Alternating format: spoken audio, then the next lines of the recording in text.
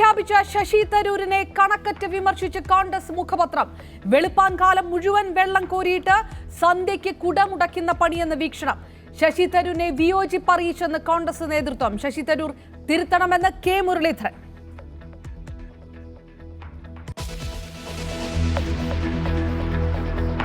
ആശാ വർക്കർമാരുടെ സമരം ഇന്ന് 8ാം ദിവസം. രാഷ്ട്രീയ പ്രേരിതമെന്ന സർക്കാർ നിലപാടിൽ കടുത്ത അതൃപ്തി. സമരം കടുപ്പിക്കാൻ ആലോചന. വീണ്ടും ചർച്ച നടത്താൻ ആരോഗ്യവകുപ്പ്.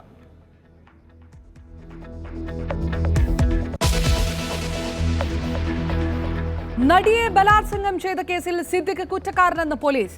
ഉടൻ കുറ്റപത്രം സമർപ്പിക്കും. അവസരം വാഗ്ദാനം ചെയ്ത് ഹോട്ടലിലേക്ക് വിളിച്ചു വരുത്തിയത് ദുരുദ്ദേശത്തോടെ. നടി പീഡന വിവരം വെളിപ്പെടുത്തിയതിന് സാക്ഷികളുണ്ടെന്നും കുറ്റപത്രം.